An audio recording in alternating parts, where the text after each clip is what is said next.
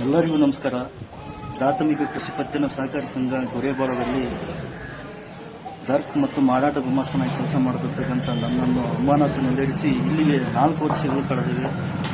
ಸಂಘದ ಪ್ರಭಾರಿ ಮುಖ್ಯ ಕಾರ್ಯನಿರ್ವಾಹಕರಾದಂತಹ RDCC ಬ್ಯಾಂಕಿನ ವೃತ್ತ ವೀಕ್ಷಕರು ತಮಗೆ ಮನೋ ಇಚ್ಛೆ ಬಂದ ಹಾಗೆ ರೆಸಲ್ಯೂಷನ್ಗಳನ್ನು ತೆಗೆದುಕೊಳ್ಳುತ್ತಾ ನಮ್ಮನ್ನು 4 ವರ್ಷಗಳ ಹಿಂದೆ ಯಾವುದೋ RDCC ಬ್ಯಾಂಕಿನ ಅಧ್ಯಕ್ಷರಿಗೆ ಯಾವುದೋ ಒಂದು ಸಂದೇಶ ಹೋಗಿದೆ ಅಂತೇಳಿ, ಅದು ನಮ್ಮ ಸಂಘದ ಕ್ಯಾಷಿಯರ್ ಅವರ ಮುಖಾಂತರ ಸಂದೇಶ ಹೋಗಿದೆ ಅಂತೇಳಿ, ಹಾಗೂ ಸಂಘದ ಯಾವುದೋ ಕಡತಗಳನ್ನು ಪ್ರಿಂಟ್ ತೆಗೆದು ಯಾವುದೋ 3ನೇ ವ್ಯಕ್ತಿಗೆ ನೀಡಿದ್ದಾರೆ ಅಂತೇಳಿ ಕಾರಣ ತಿಳಿಸಿ ನಮ್ಮನ್ನು ಅಮಾನತು ತಿಳಿಸಿ ಸಂಘದಲ್ಲಿ ತನಿಖೆ ಆಗಬೇಕಂತೇಳಿ ಸತತ 4 ವರ್ಷಗಳಿಂದ ತನಿಖೆ ಮಾಡ್ತಾನೇ ಇದ್ದಾರೆ.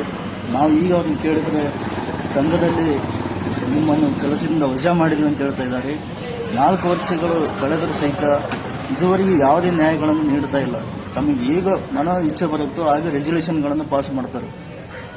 ನಿಮಗೆ ಮುಂದೆ ನಾನು ಒಂದು ಲೆಟರ್ ಕೊಡ್ತೀನಿ, ಹಾಕ್ಸ್ತೀನಿ. ಅದರಲ್ಲಿ ಬರೆದಿದ್ದಾರೆ, ನಾವು ಯಾವುದೋ ತಮ್ಮ ಆಡಳಿತ ಮಂಡಳಿಯವರಿಗೆ ಅಗೌರವ ತೋರಿದ್ವಿ ಅಂತೇಳಿ ಕೆಲಸದಿಂದ ವಜಾ ಮಾಡಿ ವಜಾಗೊಳಿಸಿವಿ ಅಂತೇಳಿ ರೆಸಲ್ಯೂಷನ್ ಪಾಸ್ ಮಾಡಿದ್ದಾರೆ.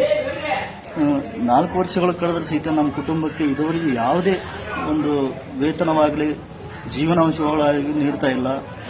ಸಂಘದಲ್ಲಿ ಸುಮಾರು 3,80,00,000 ಹಣ ದುರುಪಯೋಗ ಆಗಿದೆ ಅಂತೇಳಿ ಸಹಕಾರಿ ಇಲಾಖೆಯವರಿಗೆ 64ರ ವಿಚಾರಣೆಯಲ್ಲಿ ಮಾಹಿತಿ ನೀಡಿ ಸುಳ್ಳು ಆರೋಪಗಳನ್ನು ಮಾಡಿ ಯಾರೋ ರೈತರ ಸಾಲಗಳನ್ನು ಕಟ್ಟದೇ ಇರತಕ್ಕಂಥ ಸಾಲಗಳನ್ನು ನಮ್ಮ ಮೇಲೆ ಹಾಕಿ ಸಂಘದಲ್ಲಿ ಕೆಲಸ ಮಾಡುವಂಥ ನಾನು ಕ್ಲರ್ಕ್ ಆ್ಯಂಡ್ ಮಾರಾಟ ಗುಮಾಸ್ತ 4ನೇ ಹಂತದಲ್ಲಿ ಕೆಲಸ ಮಾಡ್ತೀನಿ.